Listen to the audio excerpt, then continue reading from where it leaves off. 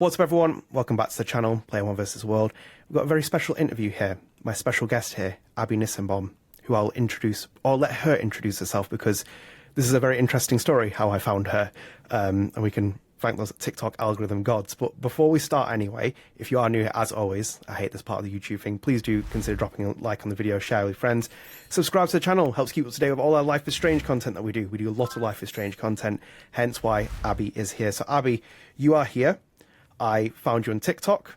We'll get into that into a bit more detail a little bit. But I think the best place to start is with you. Who is Abby Nissenbaum? Because I know, because I've cheated, because I've done my research. I've learned all about you, but our listeners don't.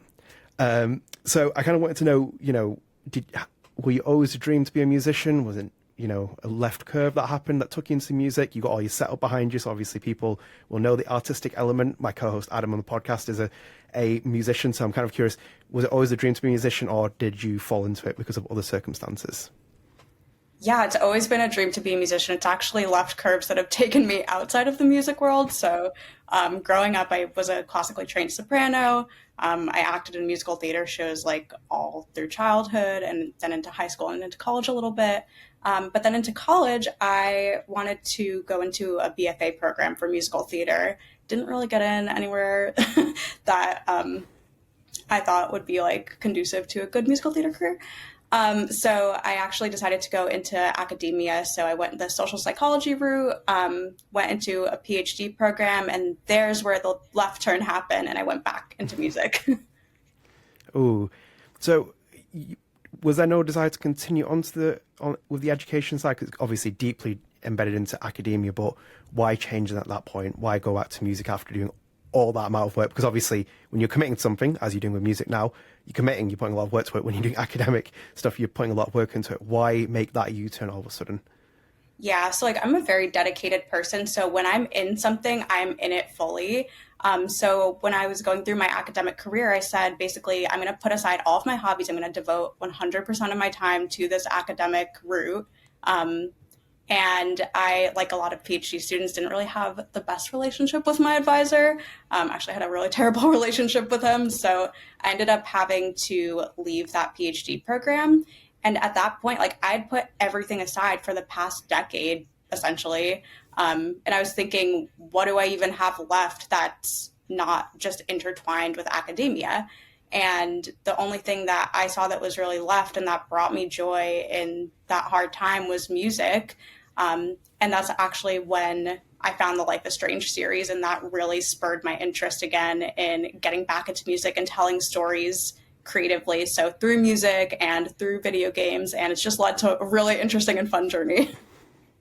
No, it does sound very interesting. As I said, I've kind of become quite versed with music because my co-host Adam on Strangecast is very much an aspiring musician. Yeah. So I hear the kind of both the highs and the lows of fighting the Spotify business, fighting all the other kind of, massive issue. Yeah, all the issues with the music industry, I always hear it. So I'm kind of always getting my lowdown from there. So I understand your story. It's very interesting, of course. And I think with that point as well, because Abby Nissenbaum is a musician, and as I said, we brought you on here for a reason, which is also that you want your music in Life is Strange, and you made a public video, but again, we'll come on to that. I kind of want to talk about your music influences, because not many people know about you, not many people know about your music influences. Yeah. Tell me, on your Apple Music, your Spotify, whichever one it is, who are your go-to musicians, and then also who are the kind of biggest influences on you as, musician-wise? Ooh, good question. I think Brandi Carlile is a huge influence to me, just the emotion that she brings to her music. She talks a lot about mental health topics and, LGBTQI issues, which is really important to me because I'm a lesbian. And who else is my musical influence? Oh, Frightened Rabbit. My top songwriting influence is Scott Hutton. They're definitely my number one influence when it comes to the actual lyricism of my work. And then of course Daughter, which is actually how I found Life is Strange. So I've been a fan for years, and I had no idea that they had created this album. So I came across it on Spotify one day and I was like, oh, what's this? And come to find out that they've made this whole bespoke album for the series Life is Strange that also just so happens to touch on LGBTQ issues. So just a fun little intersection. No, that sounds really interesting, because I So I'm based in the UK. I never had heard of Daughter Really? before the Storm. Yeah, which is weird because obviously it's like right up my alley, and they're a UK based band. But then obviously they did Before the Storm, and they did music from Before the Storm. And like since then, all I've ever done is like listen to Daughter or Sid Matters or whichever musician it is from the franchise. So it's like crazy that you were a fan of Daughter being based in the UK, because I didn't realize that they had that much of a big presence outside of the UK. But obviously they're in Before the Storm, they're in Life is Strange, so they got even a bigger access with that. And in terms of your music as well, you know, what's the best way to describe your music? You know, if someone's never heard of you, they've never listened to your music, how would you best describe it? What's the sales pitch? I know you work in corporate America, so like let's hear the sales pitch. Well, my sales pitch is that it's sad gay music, which is not very corporate America friendly. But the kind of running theme throughout my music and throughout my research as a social psychologist was sexual violence prevention. So that's definitely kind of a running thing in my lyricism, and supporting survivors of sexual violence through my music. Oh, very nice, very nice. Has there been any avenue that you've been able to go down with that? If like, anything like support groups or volunteering work that you've been able to do, or kind of like push your music into that direction? Because obviously I imagine that hearing music that kind of supports those, and I feel like I had shades of that in Perfect Crime, which is your song which you want in Life is Strange. I kind of saw shades of that now that you mention it, but have you been able to kind of expand it and work with any groups, or has that not something that's come to fruition yet? It hasn't come to fruition quite yet, but I'm working on it. I've been talking with a couple of advocacy groups. Advocacy, that's a really hard word to say. And I've had some good support from the local LGBTQ community in Nashville. Like, we just did a show with a couple of queer artists at a local like LGBTQ bar here, that's really invested in those types of advocacy efforts. Very nice, very nice. And you alluded to it before, but this is a bit more of a deeper question. I was going to ask you, so at what point did you find the Life is Strange series? Because obviously my history, for example, I've covered this franchise for almost a decade now as a video game journalist, and then also onto the content. I always say to people, my first ever interview in any part of journalism was with Hannah Tell, who's Max Caulfield herself. So that was my first ever interview I ever did. But I kind of wanted to know, what point did you find the series, like, was in terms of like maybe year or kind of timeline? And then also like, how did it really hit a chord? Did it really strike a chord with you straight away? No pun intended. But what point where did the series really hit with you? Yeah, so I very first heard of Life is Strange back in, I think, like 2012, 2011, when it was first being developed and advertised as something that was upcoming. When did the first one come out? Like 2013? 2015, actually. Oh, it came out in 2015. Okay, so maybe let's place that a few years later. I saw an article about it in Autostraddle, and at that time I had what I now understand as like uncanny valley. So I was really freaked out by video games, and I was like, okay, I understand that that's a potentially like lesbian video game, but I'm not going to do it. Sorry, let me readjust that. So put that aside for many years. And then, of course, as I was leaving this PhD program, it was the summer after I had left. So I left in, I think, like April, and then it was the summertime, and I was just kind of sitting in my apartment directionless. I found Daughter's soundtrack, and then I suddenly started seeing Life is Strange everywhere. Like, there were these British lesbian YouTubers, Rose and Rosie, who were like kind of making fun of the first game, some of the lines, like Chloe in the bathroom saying, we have some business to discuss. And so I thought, oh, how funny! I should play that video game just to cheer myself up. Yeah. And yeah, I just fell down this rabbit hole. That is the Life is Strange franchise, and I just think it's so. I mean, it's just like such an emotionally driven, well-crafted game. And even though some of the lines are kind of silly in the first one, it just really struck a chord with me, especially when you add in all of the music. Yeah, it's a very special game. Obviously, for me, it's special, and I found the dialogue to be cringe, but also good cringe. I would say like it's not. I would say it's people always misinterpret when I say cringe. I'm like, it's not necessarily a bad thing, because cringe, as long as you do it in some respect, it can actually really resonate with people, because people will laugh or they might relate to it. But either way, as well, you mentioned the first Life is Strange. Before we even kind of get into more detail, I have to ask you, because obviously for me, again, covered it for a decade. My mind is still kind of reeling from the fact that we got a reveal of the double exposure, and then also mainly Max Caulfield coming back, which is, it's still, I'm still not kind of like, it's still not processing right now. But I kind of wanted to know what was your reaction when you saw that trailer, and then just see Max come back, because I think that was such a pivotal moment for people, and especially as yourself when you played the first game. It was so crazy. So it was like a morning, I think it was the morning that it very first was announced, my girlfriend sent me the link. And when I first saw it, I was like, what is this? But I'm just so happy for Hannah. I saw it and was just so happy for her. I know that she like just got her degree in neuroscience. So I think it's fun that she gets to reprise her role and go back into acting. And I think that the storyline is really cool too. Obviously it's kind of vague right now, but I'm very excited to play, and I want Chloe back, obviously. I think that seems to be the common theme of the minute with Chloe Price. Well, right, if she's not. But no, I feel very happy for Hannah as well. Obviously, again, like I've spoken to her maybe 3 or 4 times in interviews, and it was just kind of like, it was such a shame with things that just never seemed to pan out the way that they did after being a titular character in a main video game. But to see her back and to be able to do this, I think like unanimously I've seen people say that whether they like the game or not, if they're interested or not, Hannah Tell coming back is making them happy, and I think there's a good common theme if anything. But as we said, we've spoken about all that stuff there. The main thing obviously is Perfect Crime, which is your song. Not out yet, but I've listened to it myself. I've repeatedly listened to it. I've listened to it a lot. If you look at SoundCloud, you probably it's been me a lot, and I can promise you, like, I think 1 8-hour shift, a lot of it was just listening to that song.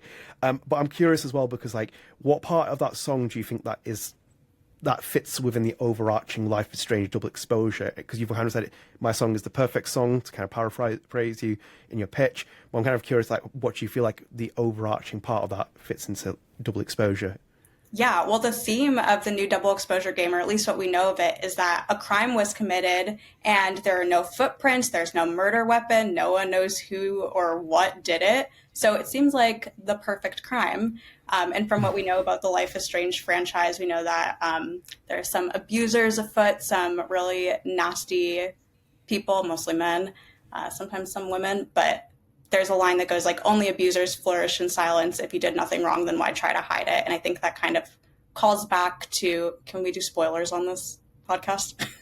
Of course. I should have actually said that to you before. But yeah, I think we got to the point where people, if you haven't played Life is Strange, I don't know how you're here, but again, happy you are here, but go and play it, come back. Exactly. Well, if you haven't played the first one, cover your ears. But I think it calls back to a lot of Jefferson's motives. Like, he was trying to play the nice guy, and actually, he wasn't.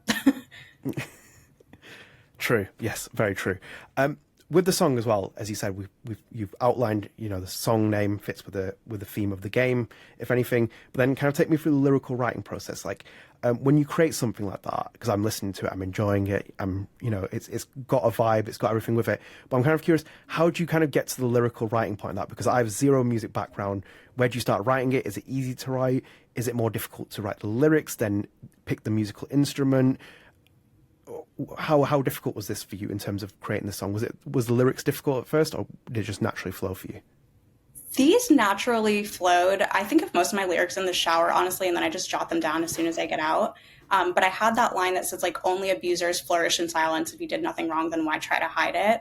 And at the time that I wrote it, I was seeing a lot of sexual violence being kind of like hidden or like swept under the rug in my local community and in the entertainment business in general.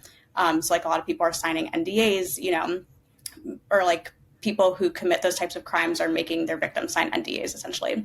And that just really bothered me. And I was thinking about all of the politicians that helped to make those types of things possible.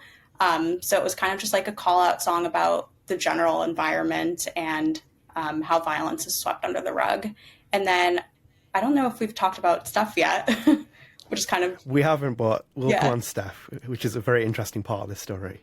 Yeah, so that's kind of the reason too why it's just such a perfect song for Life is Strange, is because my producer, Steph Trivison, was actually the writer behind some of the songs in Rocky Mountain Record Traders, which is of course Steph's record store. And I found her through the Life is Strange game too, obviously. Of course, we all seem to be connected one way or another through Life is Strange, which is, right, I think, the perfect part of that.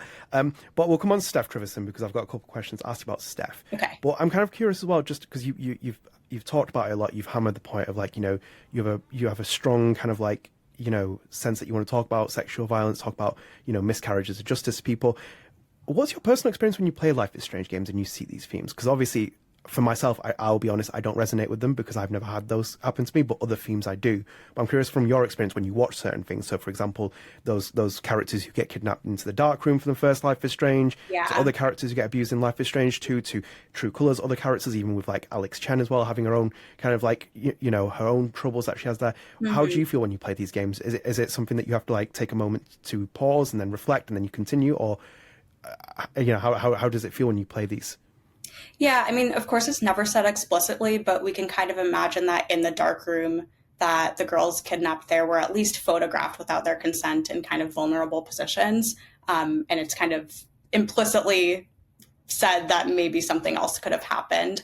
And then to play as Max and have that power to rewind and go back and change those things so that, you know, those perpetrators are being held accountable. That's so empowering. And I think that that empowerment is really at the crux of why people are drawn to the game. Because who wouldn't love to change those types of situations and ensure that folks aren't victimized? Of course. And as you said, I think a lot of people take solace in these games, find a lot of kind of strength from them. So it's a really important thing to have. And to kind of switch gears as well, obviously, as I said before, I stumbled across you on TikTok. I might have seen you on Twitter, but I remember stumbling across you on TikTok because you had a plea that you wanted your song to be in the game. You kind of pitched it, you put yourself out there. But I kind of wanted to ask for the TikTok to start with. Was it a kind of a spur of the moment idea, or did you sit on it briefly after the trailer? How did you kind of get up to that? Because obviously you're pitching yourself here, you're putting yourself out into the public for it. But was it something that you kind of was like, actually, I'm not going to do it first, but then, or you just decide to do it? Yeah, so a lot of artists in Nashville do these kinds of social media campaigns, like help me get my music on this radio station, or help me get this music heard by so-and-so. So I'm not really one to put myself out there in that way. So it was a little bit, I had some reservations about it. But it was really a spur of the moment thing, because I was thinking, like, it's now or never. I have this great song with Steph, who just so happens to have a song in Life is Strange already. And I just figured, like, if I don't shoot my shot, then I'll never know. Yeah, absolutely. As you said, you kind of did the big thing, which is put yourself out there, and obviously got reaction. For example, you're here as well, which is I'm very happy for, if anything. But I'm kind of curious as well, just to kind of add on to that. Was the plea to kind of put your music in promotional material, or was it to put it into the game? Like, because obviously we'll get on Steph Trivison. Steph Trivison's in the game. Are you kind of like, did you want it to kind of, do you want your music to kind of be in the trailer of a game, or did you want it to actually be in the game? Well, this is a message to Deck 9 too. You can do whatever you want with my music. I just want to associate it in some way with Life is Strange, which is so meaningful to me and is the thing that got me into music. So they can do whatever they like with it. But I'd love to have it in the game. That would be super cool. That would be very cool. And obviously, I think the difficulty for me as well, from my standpoint, if anything, is that the main thing I learned. Apologies, my cat is here as well. He's going to be intruding sometimes here. Oh, well, he's very old and he just like wants food all the time. So it's kind of like we're dealing with that. He's currently here, as you can see on the as people in the video will see. But we'll leave him for the time being.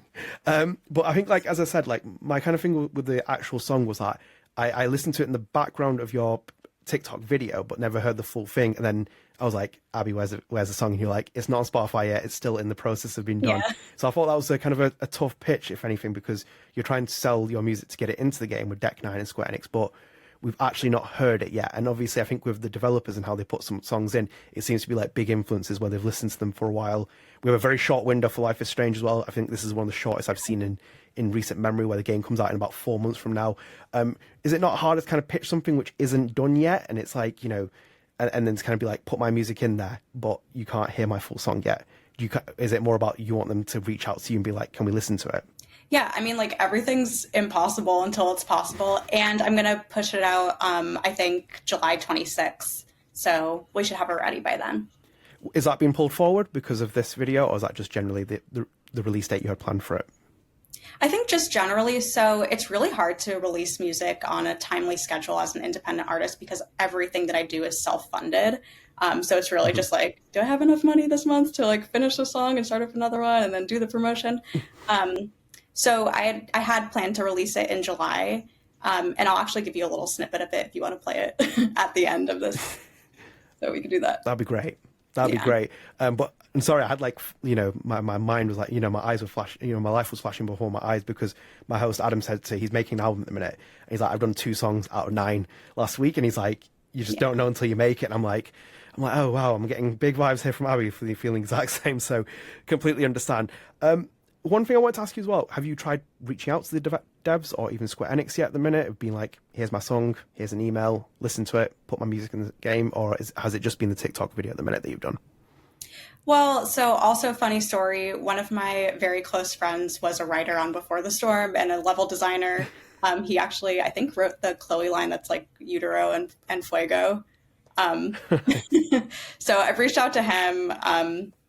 He gave me some suggestions on who to boost it. So I'm just kind of trying the social media route for now and hoping that the current devs can potentially see it, or the current game director. Well, fingers crossed they might see it. Let's hope. But obviously I've been a bit mean there because I'm like, the music's not out yet. Why should it be in there? But I kind of wanted to, now we're bringing Steph Trivison, because you could make an argument for the fact that there's lineage with this as well, because Steph Trivison is in Life is Strange. You will hear her, just to get you a reference for people who might have forgotten. Her track is played, Your Love, which is in Rocky Mountain Records Traders, in True Colours' Wavelengths DLC. When Steph goes into the booth, you'll hear that song. Again, I wanted to kind of go into that because you've alluded to it before, but how did that collaboration begin? Did you hear Steph's music first? That's why you wanted to reach out to her. Kind of walk me through that process, because that's quite wild to just basically reach out to someone who's had success, if anything, in terms of like getting that song into a big AAA video game. Was it easy to contact her, and then how was the process of working with her? Yeah, I was actually, strangely enough, in the market for a new producer because my wonderful producer, Matt Calls, is just so busy. Like, he has so many more famous clients than me. So I was looking to create some more stuff, but didn't really have any other avenue for production. And I just so happened to hear the song, really liked it, looked it up. And of course, it's really hard to find because she wrote this as a sync song. She's mostly a sync artist. So finally tracked down where it was from. And then when I went to her Instagram page, I was like, oh, this is so awesome. She's a queer artist, and she was doing some production work at the time for a few other bands. And she said that she was like working remotely with them, just like from her Instagram page. And I listened to some of that stuff, and it was so great. And so I just decided to basically cold call, reach out to her. And she said yes. And we've been that's how like over a year. And that's how the magic starts, isn't it? And kind of like, because I'm going to dumb myself down here, and this is where, again, my co-host Adam would be like, this is how you do it.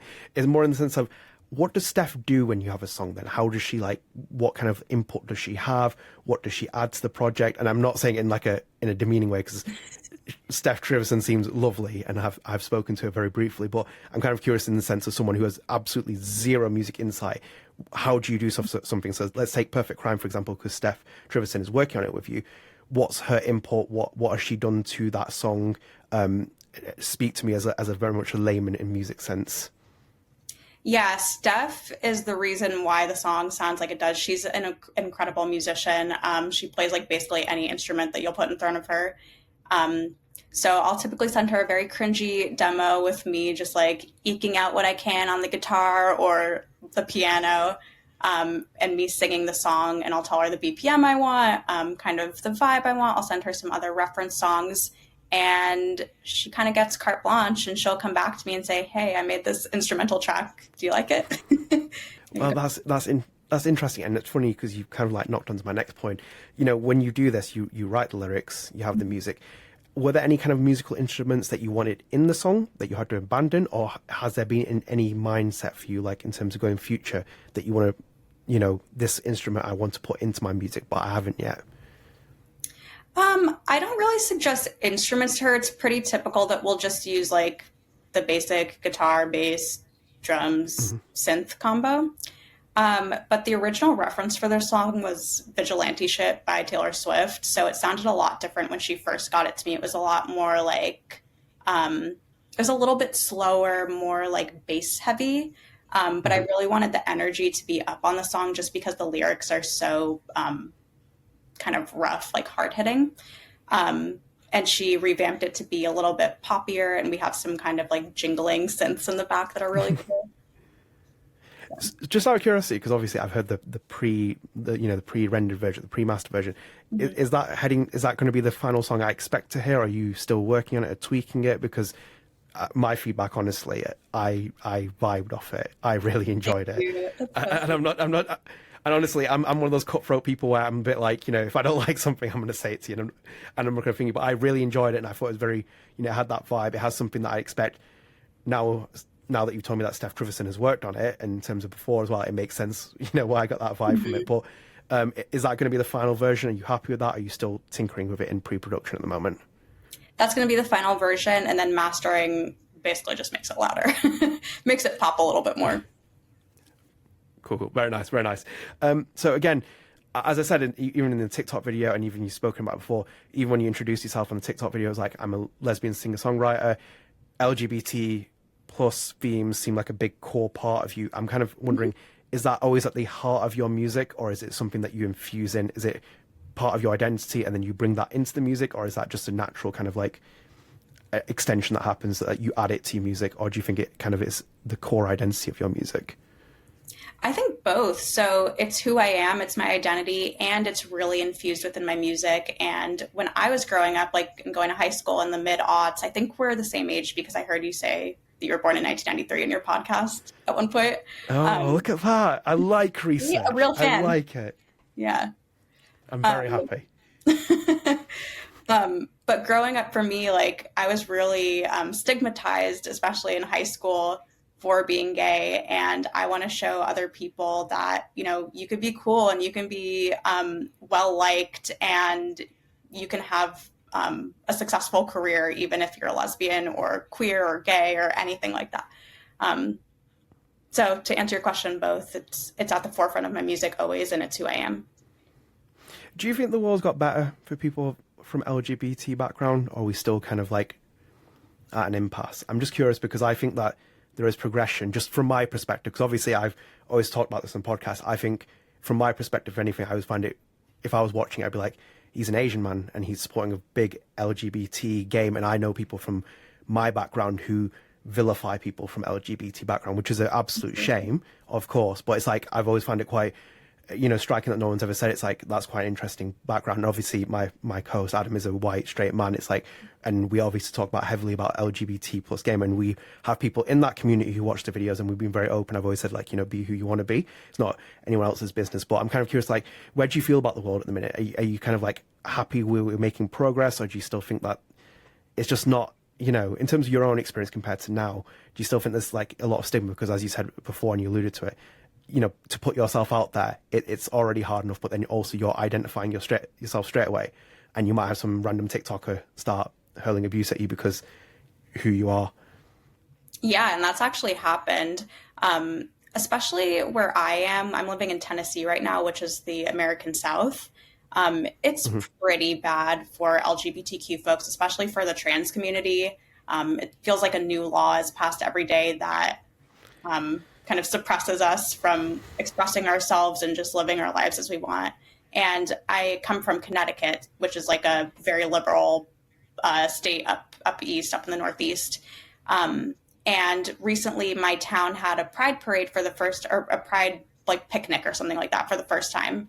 And they wouldn't allow a drag queen to perform because the drag queen was getting threats of violence. So it feels like we're progressing, but then in some ways it just feels like for every win, there's two losses. Yeah, I kind of relate from that because I live in the UK. I live in Manchester, which is a city here, and it's like we have Pride. You have Pride Month, but then you also have like a gay Pride happens in a big. It's quite magical when you go and watch it, just like the way that they put the stuff together. But then it's also, you can see it's immediately vilified by a lot of people who are kind of there just to cause stir. It's like I kind of get that perception. But again, I found that interesting because like I've spoken to a lot of American people in my time, including actors from the series, and they jump across the States because obviously it's such a big country in itself. It's almost like a continent just in itself compared to like where we are. But it's like, why did you move then? Like in that sense, I'm just kind of curious about your background in terms of moving, because obviously you're from a very liberal state there. Obviously you will be quite liberal because of your background and everything else, but then you move to a state which is kind of like in the middle of like dealing with legislation, we've had stuff in America about abortion that's happened recently, like all the court cases. I'm kind of curious, why was the reason for the move, if you don't mind me asking? Well, I moved here for a job, but with kind of the undertone of I'm going to come down here and do my music. And Nashville is a blue dot in the state. So the city itself is very progressive. We have a lot of support here. We have so many queer bars and just a great community.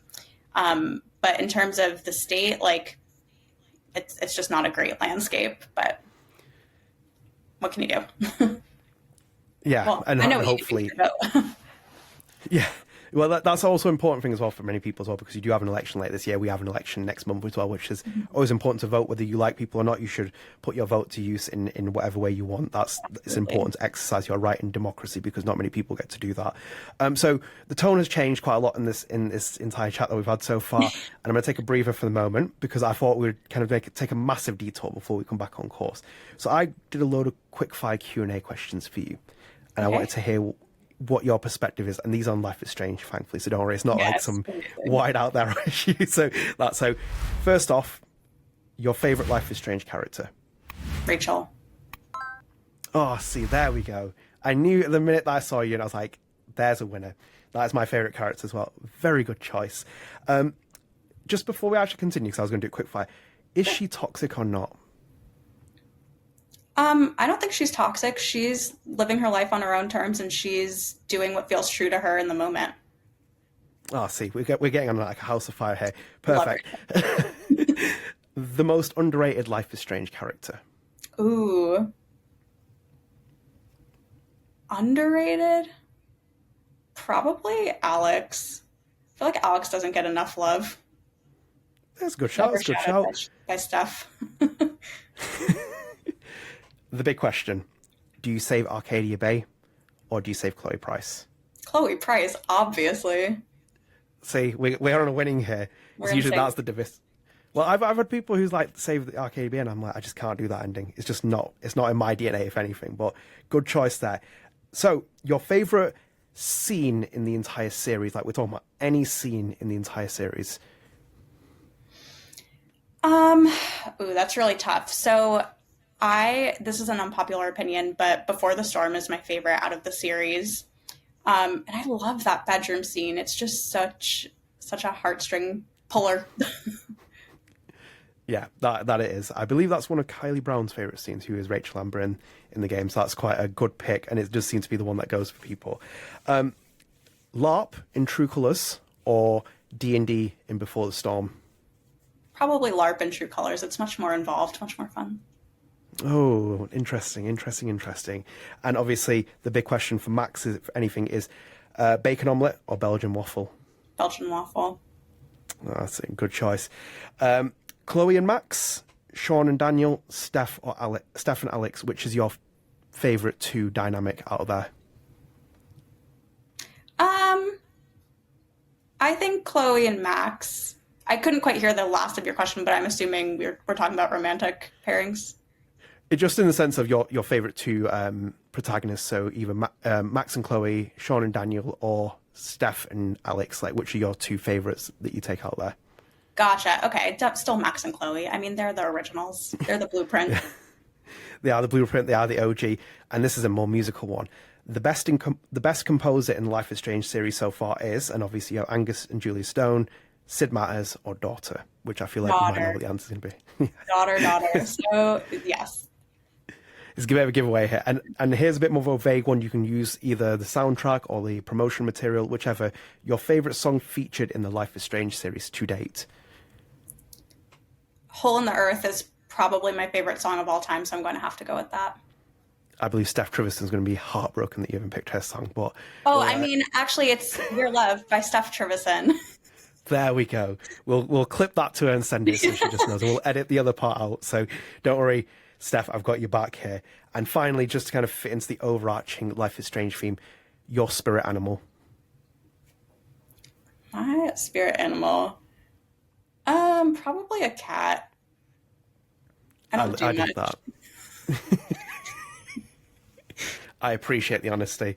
Cats sleep about 18 hours a day. That's what I dream to do, if anything. So good pick from that. So thank you for doing the Q&A. I thought it would be a bit more of an easier kind of tone change, and we'll kind of move things back onto obviously Perfect Crime here, because one thing that I noticed, if I'm not going crazy, that there were a couple of X-rated words in there, here and there. which I think, again, fit with the underlining theme of what you were creating with that song. But I'm not too sure if I've ever heard a Life is Strange song in the series off the top of my head, which uses X-rated words. So as a musician, as someone who's pure of that art, and I'm kind of tapping into the soul of my co-host in my podcast, who's like so much pure about his music, would you be willing to change parts of those words around, fiddle around with them if they said, hey, Abby, you want to put the song in the track in the game? Or would you be like, no, this has to be in there? Well, not to worry. I've actually already recorded a clean version. Oh, see. Yeah. Well, there we go. There we go. So I don't even know why I ask. She's well ahead of the game. Even before I knew that there was going to be a new Life is Strange, I recorded a clean version. So it's good for radio and all the things. Is that why you do it as well? Because I'm just curious, do you always do that with all your songs? If you have a profanity one, you kind of do a clean one, or is it just kind of a one-off in this occasion? I've never had profanity in my songs before my last release, so I figure I'll just continue making clean versions too. It's not that hard. So why did you put it in this song, just out of curiosity? Because it's a tonal change then. Yeah, this song I went to a good studio to have it recorded as opposed to just doing it in my mic back here. So I figured while I was there, I should just take advantage and quickly do it. And I only had to change a few words. Okay, I completely understand that. So again, I'm going to go into Life is Strange here because obviously, like, there's so many underlining themes in the series that I think people connect with it in different ways. Would it be right to kind of assume that you're kind of more gravitating towards the music side? Because obviously you said you found the series with like Daughter, you have a big music background. Has that kind of been like the big focus for you? And like when you talk about like True Colours, obviously again, Steph Trivison's in that, her music's in that. Is that kind of like your go-to kind of dream? Because like when you go into the record store, you see all these music and it's like, oh, wow, that's like my home, if anything. But is it like music that kind of gravitates you to the series, if anything, more than any other theme? Yeah, so music definitely brought me to Life is Strange, and it really helped me connect with the storyline. But I think that the storyline, the writing, and the relationships between the characters were what kept me there, as well as the empowerment, like I said, that comes from having that rewind power. It's just such a cool game mechanism. And I was also a director of research at a video game company, so it's just been kind of my anchor when I think of like a really good role-playing series. See, that was another point I was going to bring up because obviously you have background experience in video games. Quite coincidence sort of fits in here. It's nice for me to, do my snooping and find out more about you, but it's like that was the kind of thing that I noticed because you have background in video games, and it's difficult because that industry in itself, I've worked in at least the journalism side, is cutthroat. It's cutthroat at the minute in the actual industry itself. But like, talk to me about that experience in terms of working there, because I feel like that gives you a bit of a leg up to kind of push this out, if anything. So obviously you've started the process of trying to get Square Enix and Deck9 to put this in the game. But I'm kind of curious, like, what was your experience working for a video game company? Because again, my co-host Adam is very keen on like becoming a composer. He wants to compose songs for games, and he's really keen on doing that. But like, how did you find that experience of working in the video game industry? Yeah, so it all actually happened really fast. So I found the Life is Strange series. I started doing this Twitch channel, looking at the social psychology of Life is Strange. And at that point I was like, oh, do I maybe want to go into the game industry? I didn't even know what the requirements were for doing such a job. And I was looking at job postings, and I happened to see that there was this indie game studio that was looking for someone with experience in like sexual assault prevention research. And I thought, oh, how oddly fitting. So of course that ended up being Raindrop Games, and they hired me on. And it was a really interesting learning experience, especially working at a startup company, kind of seeing what goes into securing funding for a game, for actually building prototypes of the game, and for seeing how people connect with the content that you're putting out and how that kind of intersects with the narrative development. Is that something you want to pursue, like long term, maybe to work in the industry? Because like from my experience, like when I do series on here, interview actors, they always like say, "Oh, well, I don't really play video games. I'm sorry," and it's like, don't be apologized, because it's like it's your job. You come and work in a video game, opportunity comes up, you do it. But I'm curious, is there any kind of desire to work long term in the video game industry in terms of making music, or are you kind of more about I'll just make music and we'll put it out in any place I possibly can? If anything, so they also allowed me to do some voice acting for the games, which is just so funny. It was a small studio. But if anything, I would like to go more of the actual creative route in video games. So whether that's like on the narrative side or creating the music or voice acting, I really enjoy that creative side as opposed to like the business development aspect of it. And Yeah. yeah, in terms of doing it long term, I don't know how viable it is. Like I said, right now I work just a like normal corporate job in a tech company. So I'm kind of want to explore a bit more of that because obviously, like with myself as well, when I do this YouTube channel, I work a full-time job. I have like other commitments. I think like in context, I'm trying to move away from journalism long term. I started counselling a course like early this year, so I started my first part of my so I started my first part of my license. I got that, but then I was also managing that. I was working full time. I'm also doing the YouTube channel with yourself as well on the creative side. How do you balance your routine, Abby? How do you kind of keep yourself sane? Because I feel like I'm not trying to take up your job, but it's like corporate America in itself is quite like dry in itself. Like even my industry is very dry at times. Then you have a very creative kind of mindset. And I think like for me, sometimes when I come home from work, I'm kind of like the last thing I want to do is start making content because I'm like, even though I'm really creative, I'm just burnt out a little bit. So I'm kind of like wondering how do you manage your schedule? Because like I imagine if you get like a bit of writer's block, it will be like a nightmare for a musician, or it's kind of like you have a stumbling block, again, a bit of a nightmare situation for a musician. But I'm kind of wondering how do you manage your days, if anything, in terms of corporate America plus trying to be an aspiring musician? definitely, I completely empathize with being too burned out to make content. I definitely felt that like in more recent months, but I think it kind of energizes me to create my content and to write music, make my TikToks, because I feel like for 9 hours a day or more, I'm not being myself. And then finally, when I get to create, I'm expressing myself in a way that feels really authentic. So to me, is like actually living my life and doing what I want to do. So it's a pleasure. Well, I'm glad that you handle it really well because again, it kind of becomes quite heavy for people. I found it myself. Yeah. If anything, I usually like go down to like 1% functioning ability and then just do as much as I possibly can. But I'm again back onto you as well and moving this again because we watched the TikTok. I watched it. I was like, Abby, you should come on here. We can talk about Life is Strange. I have very much a Life is Strange audience. It's worth you coming on here. But then I also noticed as well because I follow her on Instagram, Dayeanne Hutton shared it. Dayeanne Hutton's Kate Marsh and Life is Strange. Dayeanne Hutton's a lovely human being.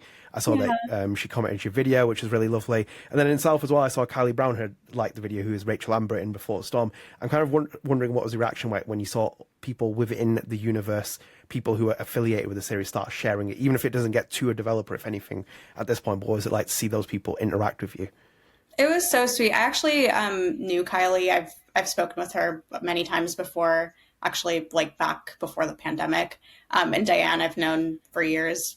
We have mutual friends, so it was really sweet to see them supporting. So kind. They're wonderful people. Oh, that's lovely. Have you met Day in person then? No, I visited LA to record an album in 2021, and we were going to meet up, but then for whatever reason we couldn't. I was only there for like a few days. But I talk to her sometimes, and she's so sweet and so talented. I wish that she came back for Double Exposure because I don't think she did. Well, let's hope so, because obviously the NDAs for actors, they might not confirm it or not. We never know if she's a cameo or not, but I hope Day does get it because Day is very great from that. I spoke to Hannah during many periods and she was under NDA and she did not mouse a word for me about like a Double Exposure, so I had no idea. But with Kylie as well, how have your interactions been with her? Because my kind of like background, if anything, was one of my other interviews I did with Kylie when she was 19 years old. And it's like, I've interviewed her for like the last 6 years repeatedly on this channel, and it kind of comes across like a bit of a check mark. But what was your kind of interaction with Kylie? Was it like to make music? Was it to collaborate on something? No, it was when I was doing my Twitch channel. I think I'd reached out to her to like see if she wanted to come onto the channel and do something. And we ended up talking about acting because at that point I was thinking that I didn't even know what I wanted to do. Clearly I was a mess at that point. But I was thinking that maybe I wanted to go back into acting too, which is part of my musical theater background. So she and I like were FaceTiming a few times, and she's so sweet and so genuine. Yeah, she is. She's, as I said, like it blows my mind like how her career just went the way that it did and what she's worked on, and just a very naturally talented actor. But you never know. You might call your acting ability. You might go back into acting, and I've been where you're at, if anything, where it's like, I don't know what I want to do. I think that's the hardest block for many people from personal experience.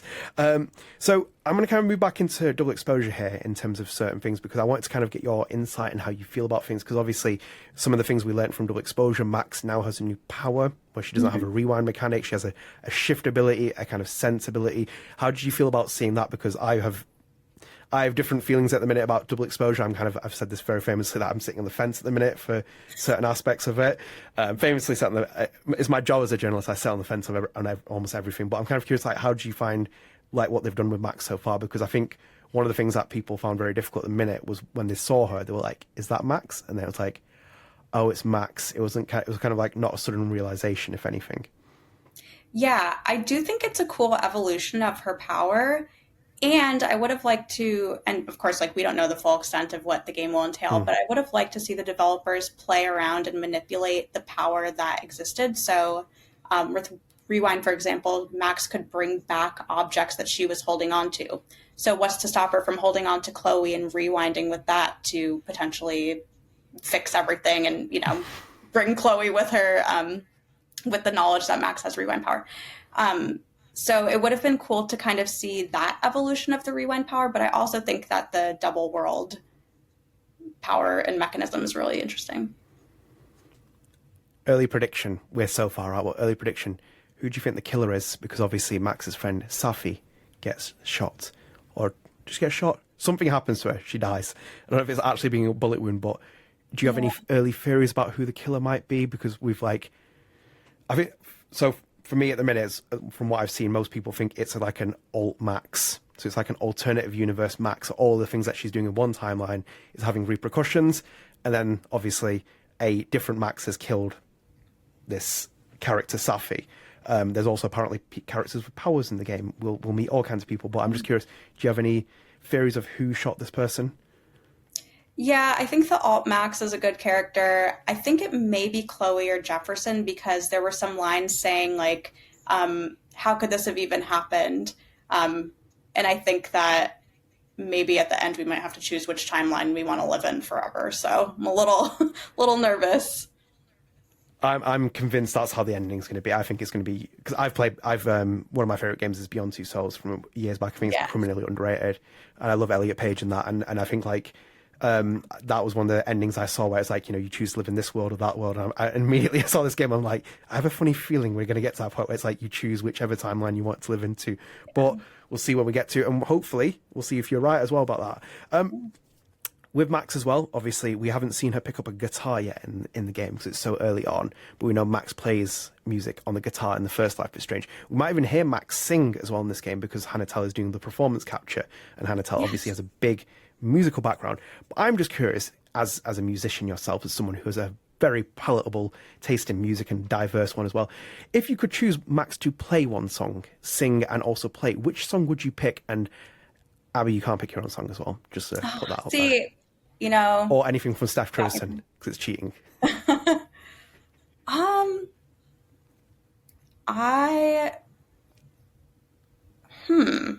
I guess I'd like to see her play something like Hardline by Julian Baker, or like maybe a Boy Genius song because I feel like Max has that kind of indie vibe about her. Okay, yeah. I can see that. But let's see if she picks up the guitar. She might be a different person. Who knows? There's a lot to pick apart in this game. So, Abby, go ahead. No, I'm terrible for cutting people out. But continue. Well, you're interviewing, so it's understandable. But when I went to go record that album in LA, it was with Riley Gear, who I believe is still Hannah Tell's producer. Oh shit! Oh. It's funny because I've only spoken to Hannah very briefly about music. I've never like gone into the full extent of it, but it seemed like she had a big push into it since Life is Strange and kind of a career trajectory. But it's very interesting to hear that and to kind of pick up on this as well. One thing that spotted in your song library, which I was thinking for a while, was the song Limerence. Yes. What's the inspiration behind that? Because Limerence is a very daunting experience if you read about it and what it actually does and the adverse effects happens on that. But I immediately caught my eye and I was like, what's the inspiration behind this? Because you mentioned Uncanny Valley before, and that's something that kind of is very much related to people with autism or ADHD. Limerence is another thing that is associated with people with who are neurodivergent. I'm kind of wondering what was the inspiration behind that song and Limerence as a choice of title. Yeah, so I actually have a couple of songs that I've released and that are upcoming that are based on classic psychology studies.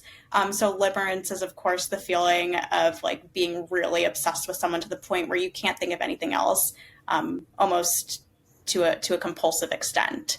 So I just thought that was a really interesting, like kind of classic study to play off of. I also have one about cloth mother. Do you know that study? I don't actually know. What's the context of that? I'm kind of They're in like the 50s. I think it was Haslow. I think that's the researcher's name. Maslow? No. Maslow. Is it Abraham? Oh no, yeah. I've just learned about that. I'm getting flashbacks here. Haslam? I forget the researcher's name. This is a classic study. I'm really doing my history badly, I guess.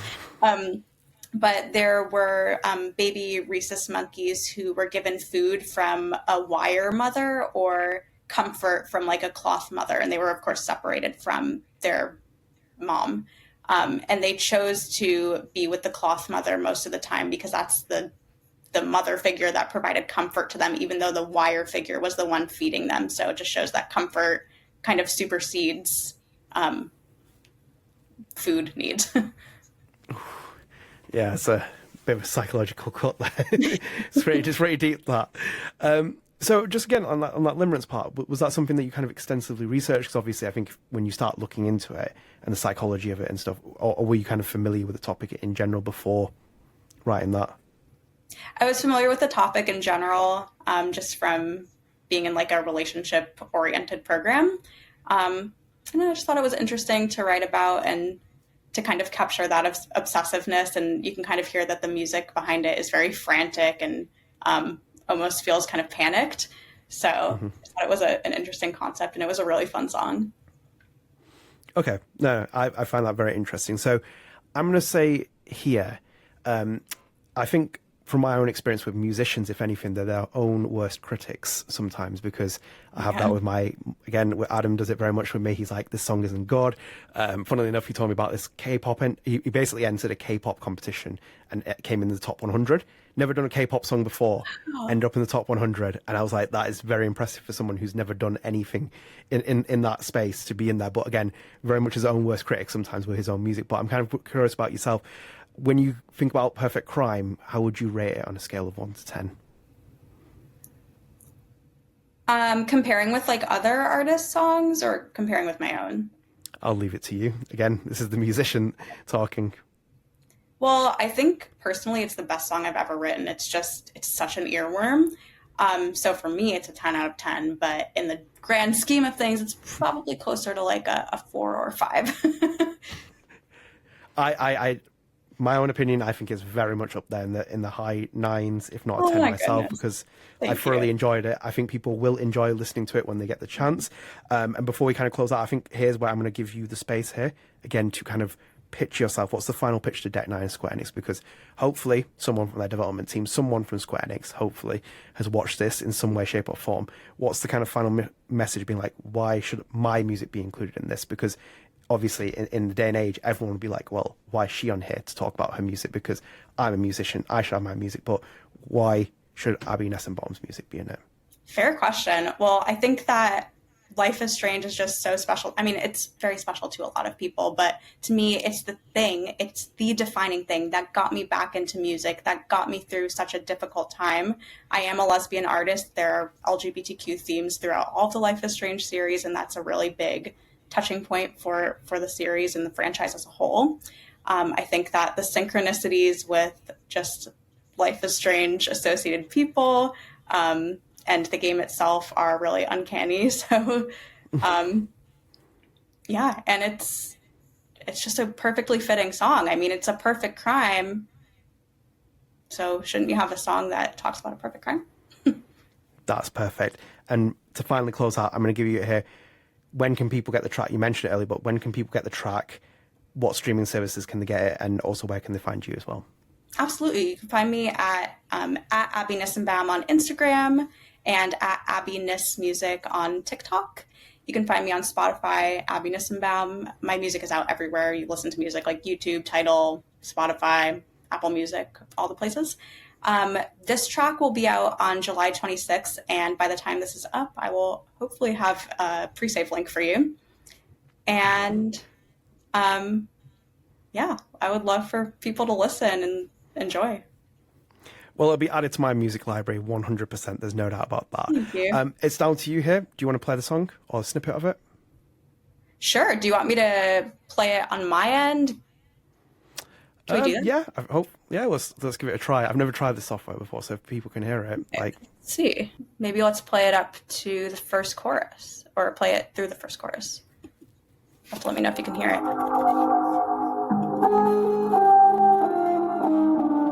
Is it playing for you?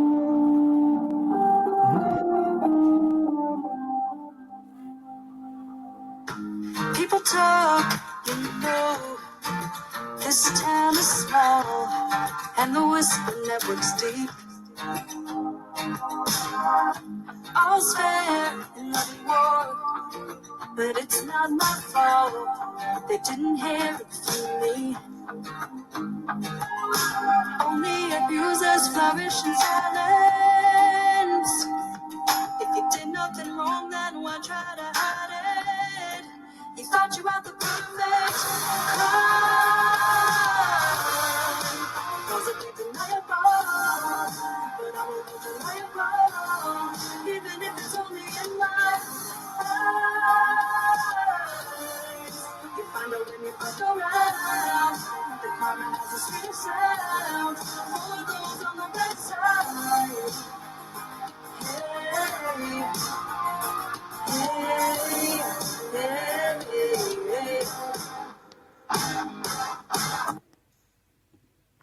And there we go. Perfect. And you guys can check it out in July. Again, I've been fortunate enough to listen to the entire thing, and I think you'll dig it as well, and it's something great. Abby, thank you so much for coming on here. It was really great to chat with you and to talk to you about this, and best of luck, hopefully, fingers crossed, in this Life is Strange. If not, maybe the next Life is Strange. Who knows? But fingers crossed that someone does hear your plea and it gets in the game some way, shape, or form. It'd be very fitting with your relationship with Steph Trivison as well for the game, for the music to be in there. So we'll close out here. Guys, I hope you enjoy the content. Hopefully this video has come out differently because we're on a new recording service and because we've had a bit of problems recently on our other platform, and it might look a bit different video layout wise. So fingers crossed it all turns out well. And I hope you enjoy this interview. Again, one more time, again, it kills me as always if you do like this content, or even if you don't like this content, you should like the video, share with your friends, subscribe, keep up to date with all the latest Life is Strange content, because we cover Life is Strange. We also cover Lost Records, Bloom and Rage from the Don't Know Montreal team, which is coming up from the creators of Life is Strange. So you can check out all our content around those stuff on the channel. Abby, again, one more time, thank you so much for coming on. Very excited to see where your career goes. Obviously, I will be listening to the music. I will 100% have my Apple library as soon as it's released. So, and I'm very happy to have shared your story with a more bigger audience. And I hope more people listen to your song, if anything, at least. I appreciate it so much. Thank you. No worries. So guys, take care. We'll see you in the next video, whenever that is. Take care. Bye.